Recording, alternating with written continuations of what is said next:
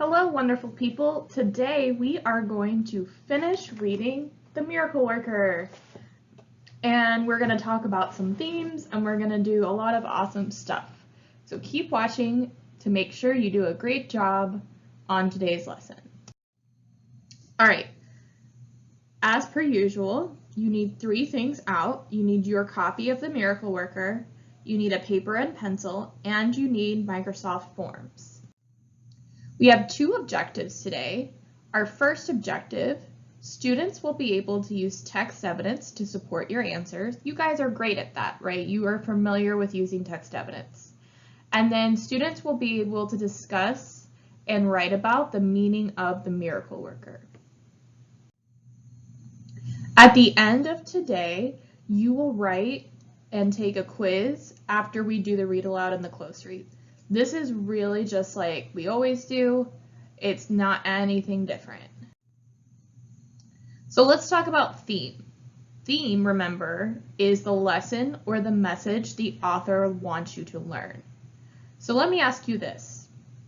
Is love a theme? No. Love is not a theme. Love is like a topic. But you could say love is a necessary part of life. That could be a theme, right? Because there's a whole theme statement.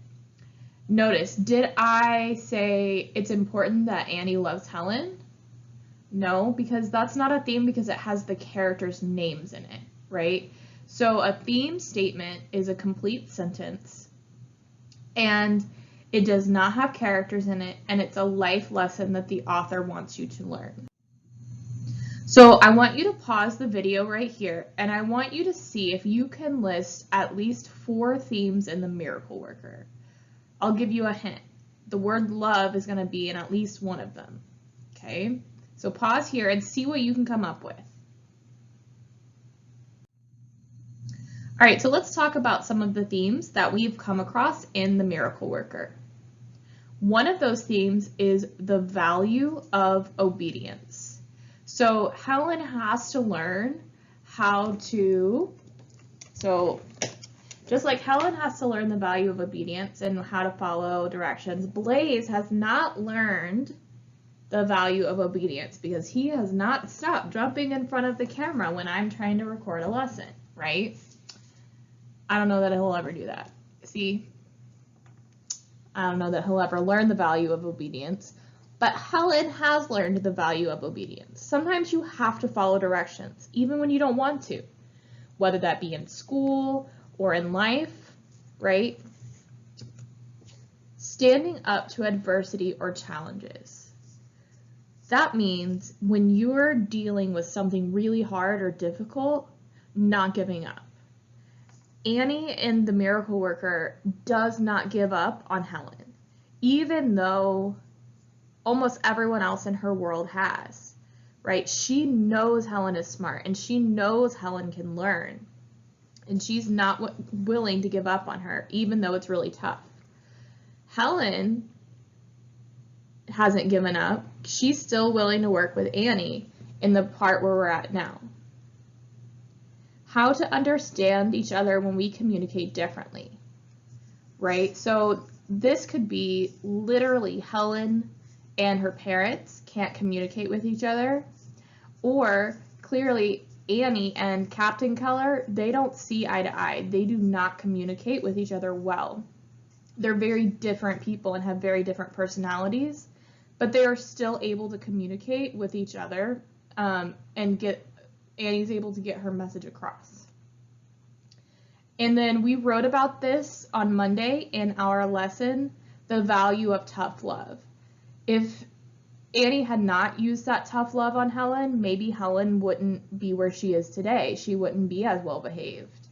So these are the 4 themes that we are going to be talking about today, both as we read and as we go into our close read with our exit ticket.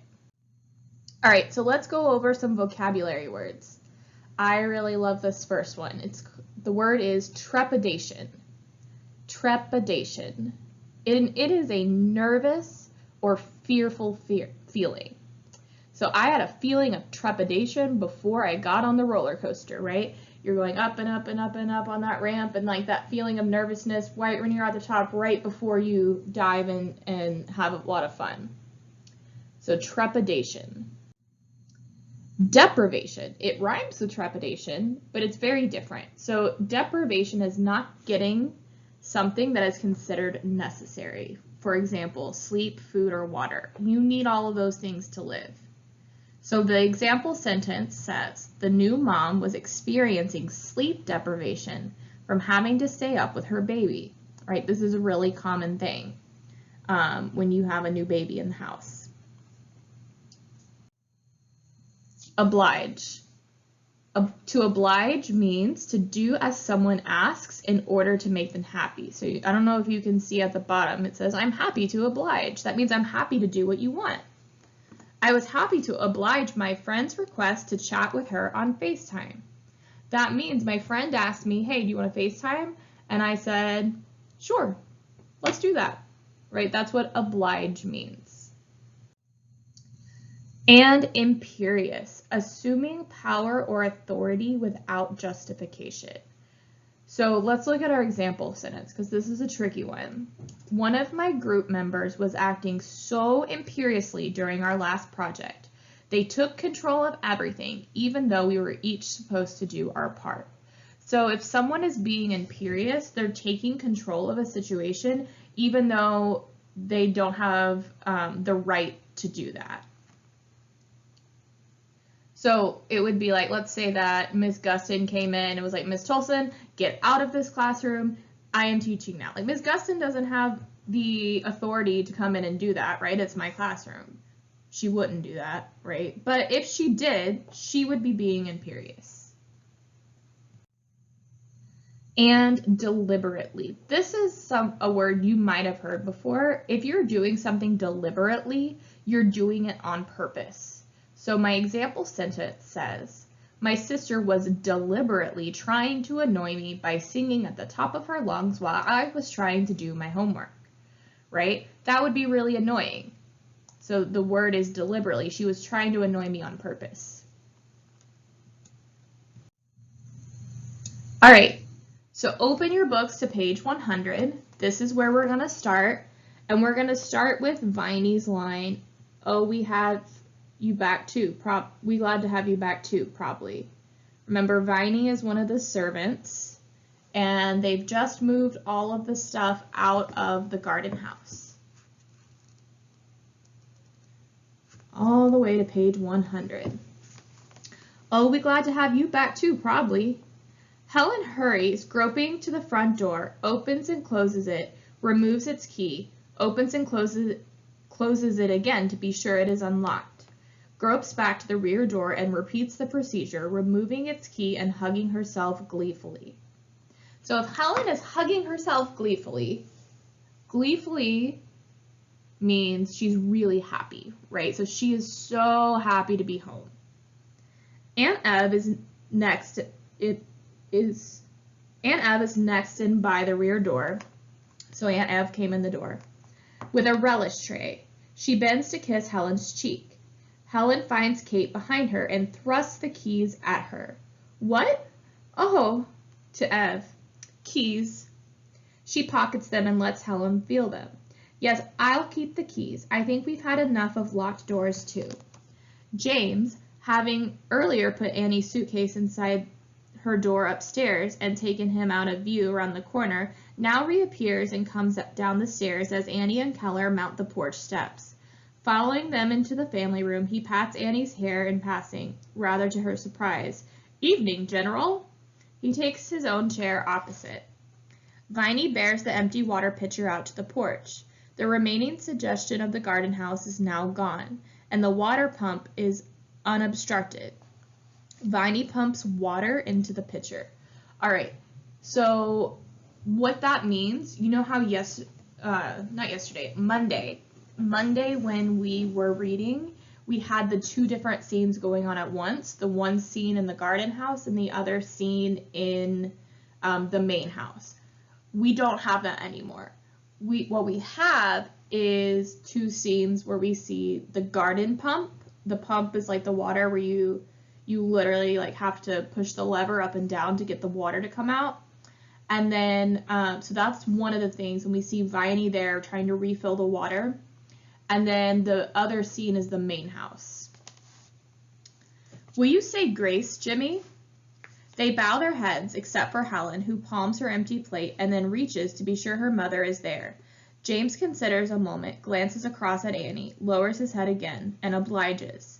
Remember, obliges means do what they want. So James is like, all right, you want us to pray for dinner? Right, I'll pray for dinner. And Jacob was left alone and wrestled with an angel until the breaking of day. And the hollow of Jacob's thigh was out of joint, and he wrestled with him. And the angel said, let me go, for the day breaketh. And Jacob said, I will not let thee go, except thou bless me. Amen. Annie has lifted her eyes suspiciously at James, who winks expressionlessly and inclines his head to Helen. Oh, you angel. The others lift their faces. Vianney returns with the pitcher, setting it down near Kate, then goes out the rear door. Annie puts a napkin around Helen. That's a very strange grace, James. Will you start the muffins, Ev? It's from the good book, isn't it? Well, of course it is, didn't you know? Yes, I knew. Ham, Miss Annie? Please. So they're having like multiple conversations at the dinner table, right? James makes this really weird prayer. And basically what this means, so the angel said, let me go, right? Jacob is wrestling with the angel in this prayer. And then he looks at Helen and calls her an angel. So basically he's making a joke about all the work that Annie's been doing with Helen, saying like, I know you've literally been wrestling with her and working with her over the last few weeks. But Aunt Eb down here, she doesn't get the joke, right? Aunt Eb's like, that was a weird prayer. So James wasn't taking their prayer seriously. He was really just trying to make a joke. All right, so how would you describe the mood at the dinner table so far? Well, so far, James is making a joke. Aunt Eb doesn't get it. And we don't know how Keller's going to react to this. But Annie is like, I see what you're doing. I see what you're doing, James. She is not fooled. All right, 102 at the top.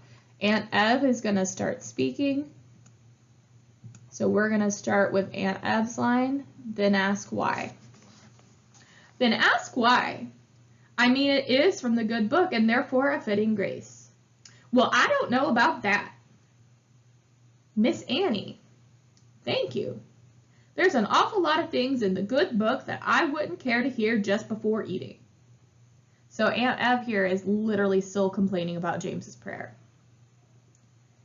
When Annie reaches for the pitcher, Helen removes her napkin and drops it to the floor. Annie is filling Helen's glass when she notices it. She considers Helen's bland expression in a moment and then bends, retrieves it, and tucks it around Helen's neck again. Well, fitting in the sense that Jacob's thigh was out of joint, and so is this piggy's. So he's literally saying, just like in my prayer, Helen's already trying to get away with stuff she knows she shouldn't. She literally took her napkin and dropped it on the floor. And in the scene before this, we saw Helen eating with her napkin tucked around her neck. She used her knife and fork and her spoon, and she did not eat with her hands. So already Helen is trying to test the situation to see what she can get away with. I declare, James. Pickles, Aunt Eb? Oh, I should say so. You know my opinion of your pickles. This is the end of them, I'm afraid. I didn't put up nearly enough last summer. This year I intend to... She interrupts herself, seeing Helen deliberately lift off her napkin and drop it to the floor again. She bends to retrieve it, but Annie stops her arm.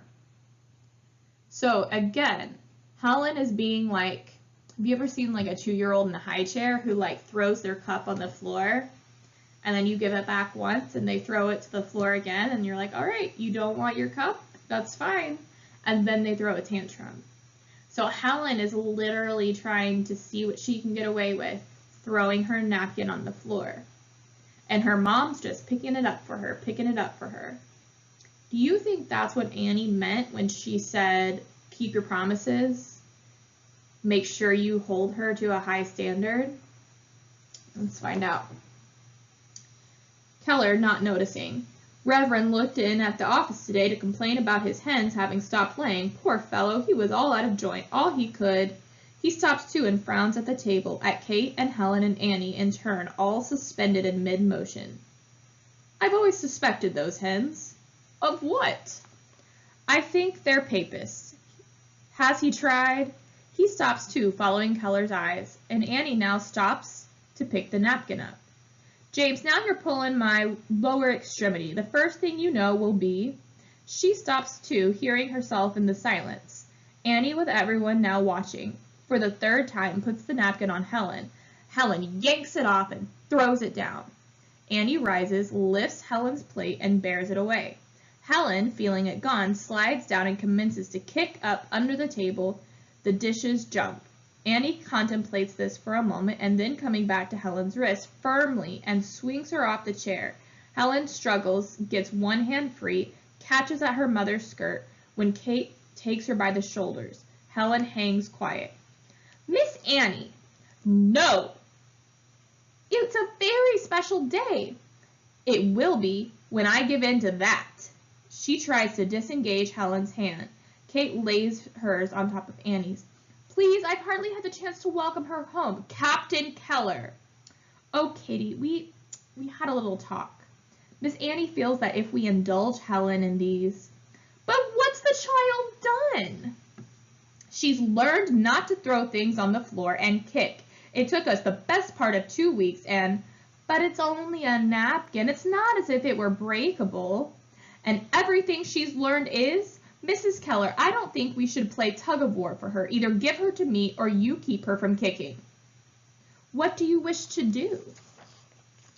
All right, so let's look at the questions. Things are getting intense. So why does Annie stop Kate from helping Helen? You know, as a mother, it makes sense that Kate wants to help Helen. But Kate's been helping her whole life. And Helen doesn't really need the help anymore. She knows how to wear her napkin, right? And so Annie stops her because she's like, no, Helen can do this. Like, you need to stop babying her.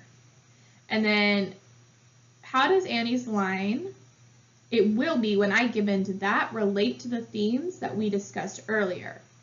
Okay, so the themes we discussed earlier were not giving in to adversity, or not giving up when you face adversity. So that relates to that. This is clearly adversity. Annie's dealing with this situation.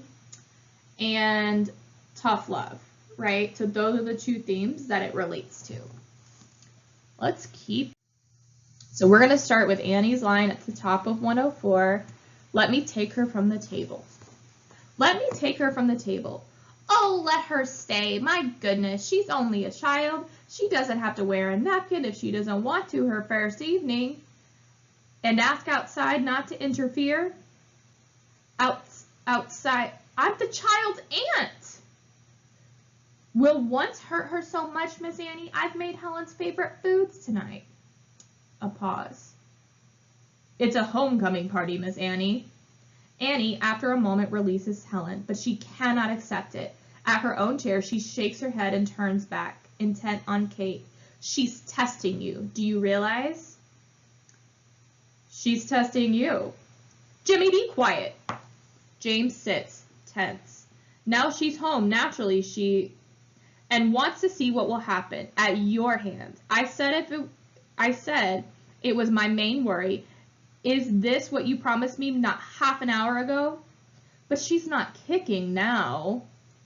And not learning not to. Mrs. Keller is teaching her is bound to be painful to everyone.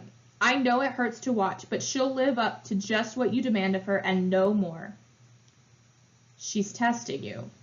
Jimmy, I have an opinion. I think I should. No one's interested in hearing your opinion.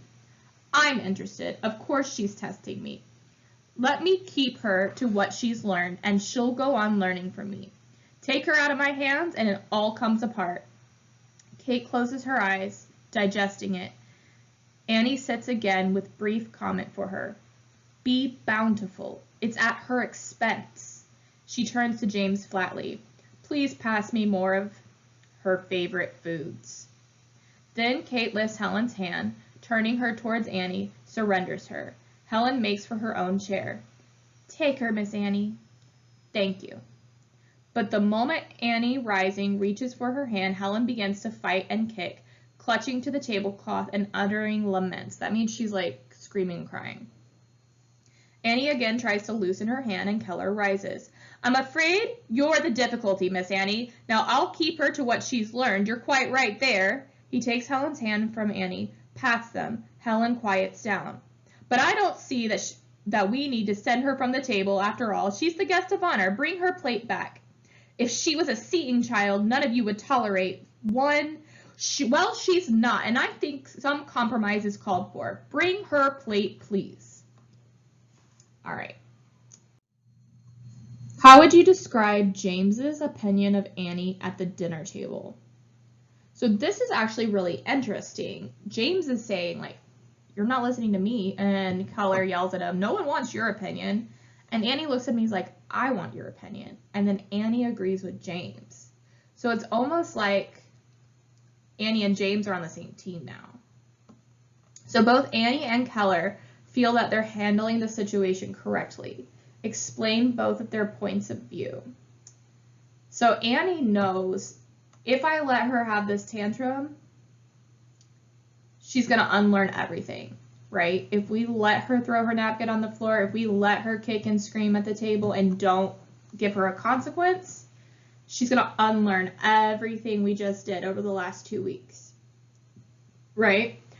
However, Captain Keller, he's the one that's like, well, she's not a seeing child, so let's just let her get away with it, right? So it's her first night, like he's making excuses for her. All right, we're gonna start at the top with the stage directions on 106. Annie's jaw sets, but she restores the plate while Keller fastens the napkin around Helen's neck. She permits it. Fair, not unnatural. Most of us take some aversion to our teachers, and occasionally another hand can smooth things out. He puts a fork in Helen's hand.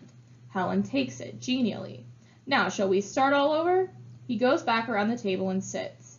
Annie stands watching Helen, motionless, thinking things through, until, with wicked glee, she deliberately flings the fork on the floor. After another moment, she plunges her hand into her food and crams a fistful into her mouth. I think we've started all over. Keller shoots a glare at him as Helen plunges her other hand into Annie's plate. Annie at once moves in to grasp her wrist, and Helen, flinging out a hand, encounters the pitcher. She swings with it at Annie. Annie, falling back, blocks it with an elbow, but water flies over her dress. Annie gets her breath and then snatches the pitcher away in one hand and hoists Helen's body under the other arm, starts to carry her out, kicking. Keller stands. Don't get up! Where are you going?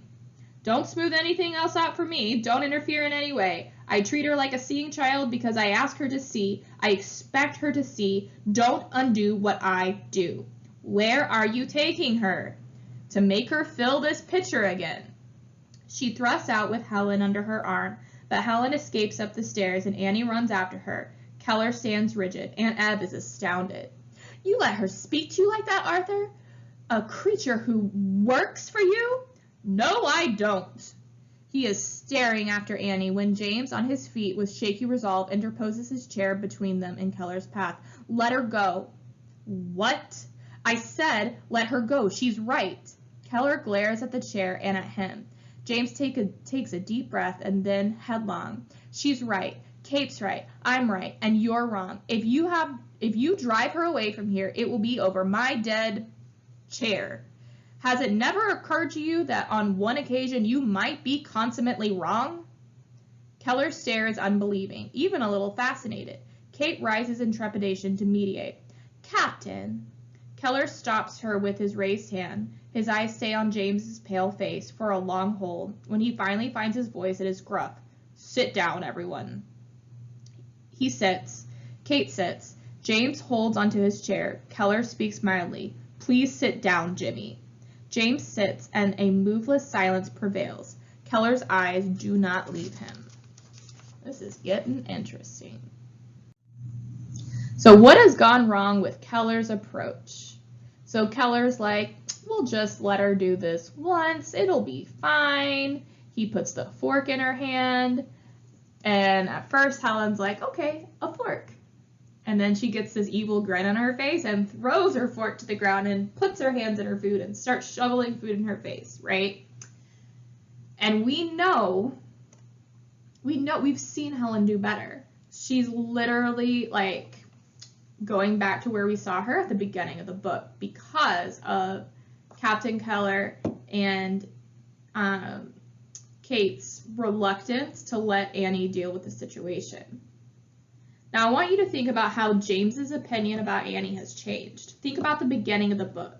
James was just a brat, right? He was being rude, being snarky, and now, what did he do in this last page? He literally stood up to his dad. Now, that's something he would have never done before. He's like, Annie is right. You have to let her go help. You have to let her. You could be wrong, Captain. All right, I'm excited. We're at the top of 108 with the stage directions. Oops, let me get the highlighter. That's where we're going to start. Annie has pulled Helen downstairs again by one hand, the pitcher in the other hand, down the porch steps and across the yard to the pump. She puts Helen's hand on the pump handle, grimly. All right, pump. Helen touches her cheek, waits uncertainly. No, she's not here. Pump. Remember the hand on the cheek, that's her sign for mother. So she's looking for her mom to rescue her. She forces Helen's hand to work the handle and then lets go, and Helen obeys. She pumps till the water comes out. Then Annie puts the pitcher in the other hand and guides her under the spout, and the water, trembling half in, half out of the pitcher, douses Helen's hand. Annie takes over a handle to keep the water coming and does automatically what she has done so many times before. She spells into Helen's free palm, water, W-A-T-E-R, water. It has a name. And now the miracle happens. Helen drops the pitcher on the slab under the spout. It shatters. She stands transfixed. Annie freezes on the pump handle. There is a change in the sundown light. With it, a change in Helen's face. Some light coming into it we have never seen there. Some struggle in the depths behind it. And her lips tremble, trying to remember something the muscles around them once knew, till at last it finds its way out, painfully, a baby sound buried under the debris of years of dumbness. Wah, wah, and again with great effort. Wah, wah. Helen plunges her hand into the dwindling water and spells into her own palm, W-A-T-E-R. Then she gropes frantically. Annie reaches for her hand, and Helen spells into Annie's hand, W-A-T-E-R. Yes! Helen spells into again, W-A-T-E-R. Yes! Helen grabs at the handle, pumps for more water, plunges her hand to it in spurts, and grabs to spell it again. Yes, oh my dear! She falls to her knees and clasps Helen's hand, but Helen pulls it free and stands, almost bewildered. Then she drops it to the ground and pats swiftly, holds up her palm, imperious. Annie spells to it, ground, G-R-O-U-N-D. Helen spells it back, yes! Helen whirls to the pump, pats it, holds her palm, and Annie spells into it, pump, P-U-M-P. Helen spells it back, yes! Now Helen, in such an excitement she is possessed, wild, trembling, cannot be still, turns and runs, falls on the porch step, clasps it, reaches out her palm, and Annie instantly spells S-T-E-P. So what is the miracle that just happened? What is the miracle that just happened? Can you see that? No. What miracle has just happened? Helen's figured it out. she realizes that there's this connection. The water, the letters have a meaning. And once she has that one word, water, she can figure out ground, she can figure out pump, and she's asking literally for everything. What's this? What's this? What's this? Like, she wants to know everything because she's finally figured it out, that the water has meaning.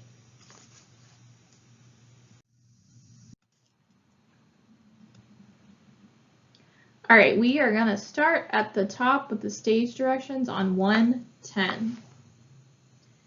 Helen has no time to spell back now. She whirls, groping to touch anything, encounters the trellis, shakes it, thrusts out her palm, and Annie, while spelling to her, cries wildly at the house, "Trellis! Mrs. Keller! Mrs. Keller!" Inside, Kate starts to her feet. Helen scrambles back onto the porch, groping. She finds the bell string, tugs it, and the bell rings. The distant chimes begin tolling the hour. All the bells in town seem to break into speech while Helen reaches out and Annie spells feverishly into her hand. Kate hurries out with Keller after her. Aunt Ev is on her feet to peer out the window.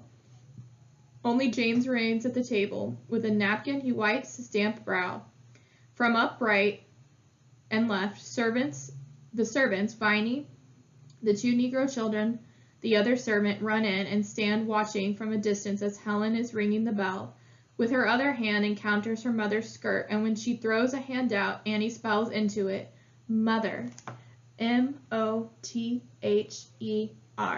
Keller now seizes Helen's hand and she touches him, gestures a hand. "Papa, she knows!" Kate and Keller go to their knees, stammering, clutching Helen to them, and Annie steps unsteadily back to watch the threesome. Helen spells wildly into Kate's hand, then into Keller's. Kate spelling back into Helen's, and they cannot keep their hands off her and rock her in their clasp. Then Helen gropes, feels nothing, and turns around, pulls free, and comes with both hands groping to find Annie. She encounters Annie's thighs. Annie kneels to her, and Helen's hands pats Annie's cheek impatiently, points a finger, and waits, and Annie spells into it, "Teacher." T-E-A-C-H-E-R. Helen spells it back, slowly. Annie nods. "Teacher." She holds Helen's hand close to her cheek. Presently, Helen withdraws it, not jerkily, only with reserve. She retreats a step. She stands thinking it over, then turns it again and stumbles back to her parents. They try to embrace her, but she has something else in mind. It is to get the keys, and she hits Kate's pocket until Kate digs them out for her. Annie, with her own load of emotion, has retreated, her back turned towards the pump, to sit. Kate moves to Helen, touches her hand questioningly, and Helen spells out a word to her. Kate comprehends it. Their first act of verbal communication, and she can hardly utter the word aloud. In wonder, gratitude, and deprivation, it is a moment in which she simultaneously finds and loses a child. "Teacher?" Annie turns, and Kate, facing Helen in her direction by the shoulder, holds her back, and then relinquishes her. Helen feels her way across the yard rather shyly. When her moving hands touch Annie's skirt, she stops. Then she holds out the keys and places them in Annie's hand. For a moment, neither of them moves. Then Helen slides into Annie's arms and, lifting away her smoked glasses, kisses her on the cheek. Annie gathers her in. Kate, torn both ways, turns from this gestures the servants off, and makes her way into the house on Keller's arm. The servants go in separate directions. So here, Kate is both really happy and really sad, right? Because after saying mother, father, she then wants to go back to her teacher because she wants to learn. And Helen has figured out, like, teacher, you are the person who has given me words, who has helped me understand that, like, the world has meaning. And she kisses her on the cheek, right? All right. So what miracle has happened? We just talked about this, right? The miracle of Helen understanding. All right, we have one more page left in this whole book. Let's read it. All right, the lights are half down now, except for over the pump. Annie and Helen are here alone in the yard. Annie has found Helen's hand, almost without knowing it, and she spells slowly into it, her voice unsteady, whispering, I love Helen. She clutches the child to her, tight this time, not spelling, whispering into her hair, forever. And she stops. The lights over the pump are taking on the color of the past, and it brings Annie's head up, her eyes opening in fear, and she slowly, as though dawn, she rises to listen with her hand on Helen's shoulders. She waits, listening with ears and eyes both, slowly here, slowly there, and hears only silence. There are no voices. The color passes on, and when her eyes come back to Helen, she can breathe the end of her phrase without fear. Forever and ever. In the family room, Kate has stood over the table staring at Helen's plate. With Keller at her shoulder, now James takes a step to move in her chair, and Kate sits, with head erect, and Keller inclines his head to James. So it is Aunt Ev, hesitant and rather humble, who moves to the door. Outside, Helen tugs at Annie's hand, and Annie comes with it. Helen pulls her towards the house, and hand in hand they cross the yard and ascend the porch steps in the rising lights to where Aunt Ev is holding the door open for them. The curtain ends the play. Yay! We finished. This, if you did not know, is how you clap in sign language. I taught you something. So what do you think is going to happen with Helen and Annie in the future? I am not going to answer this for you because I want to know what you think. And I've told you a lot of answers so far today, right? I'm really curious what you think. All right, so let's talk about themes. We've talked about some of the themes at the beginning, but we're going to talk about themes a little bit more. So we have two types of themes, right? On the one hand, we have implicit themes. Implicit. This is a theme that is understood by the reader, but maybe not by the characters, right? And then an explicit theme is understood by the characters and the reader, right? And then the characters might actually say the lesson out loud. All right, so on this slide, we're going to revisit the themes that we talked about in the beginning and talk about whether or not they are explicit or implicit themes. So the first one is the value of obedience. Hold on one second. Right, the value of obedience. This is something that Annie says. So if the character says it out loud, we know that that is an explicit theme. She understands it, and the characters start to understand it. Right? Helen starts to understand why it's important to follow directions. So it's explicit. Standing up to adversity or challenges. This is something that we can learn from the characters, but none of the characters ever say out loud, I need to stand up to my brother dying, or I need to stand up to Captain Keller, right? Annie just does it. So we can infer it, but the characters don't say it. We know that that is an implicit theme.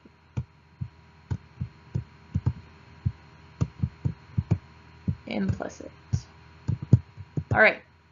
How to understand each other when we communicate differently, right? This is something that, again, Annie says, you need to learn to communicate with your daughter. Your daughter needs to learn to communicate with the world, right? Because the character says it out loud, we know that that is an explicit, oops, I misspelled it. We'll turn this into an I. I-C-I-T. It's an explicit theme. And then the value of tough love. We can infer that because Annie's being tough on Helen, it's showing she cares about her, but we don't actually get to hear anyone say, you should be tough because you love her, right? And so therefore we know that the value of tough love is an implicit theme. So we have two implicit themes and two explicit themes. Remember, implicit means the characters don't necessarily say it out loud, but as the reader we can infer it. Explicit themes mean these are things that our characters do understand. All right, so let's look at this. This is an example of a question that you will see on your exit ticket. Keller says, Jimmy, be quiet. Now she's, James sense tense. Now she's home naturally, she, and wants to see what will happen at your hands. I said it was my main worry. Is this what you promised me not half an hour ago? But she's not kicking now, and not learning not to. Mrs. Keller, teaching her is bound to be painful to everyone. I know it hurts to watch, but she'll live up to just what you demand of her, no more. She's testing you. Okay? So, all right, so we know that, let me get my pen. Nope, that's the highlighter. Let me get my pen ready. Pen. We're going to write in black, okay? So Annie is saying you need to teach her, right? You need to teach her. She's learning. I know it's going to be painful to everyone and it hurts to watch, but she'll live up to what you demand and no more. She's testing you. So what do they want Helen to learn here, right? They don't want Helen to learn why tough love is important. And this isn't about the communication. So it's either between A, the value of obedience, or B, standing up to adversity. And I'm going to let you choose. All right, now, same passage, right? Is this something that we have to infer, or is it something that the character says, right? So I'll give you a hint. I listed all 4 themes, and not only that did I list all 4 themes, I told you whether those themes were implicit or explicit. So scroll back in the video if you don't remember what the theme was, and it will tell you the answer. All right, let's keep going. All right, the next one, same thing. You have to read this passage and match it to the theme, right? Which one of these themes? I don't know. Could be any of these 4, except for probably the one you already chose. So if you already chose it, you probably don't need to choose it again. And then again, once you answer that question, go back in the video and look at the slide and see whether or not that theme was an implicit theme or an explicit theme. All right, wonderful people, you nailed it. You've made it this far in the video, and if you made it this far in the video, I know you will do a good job on the exit ticket. This exit ticket's pretty tricky. So if you need support with it, you know when to come to office hours, you know when all of that good stuff is happening. Just know that I love you. Be good, have a wonderful day, and stay safe.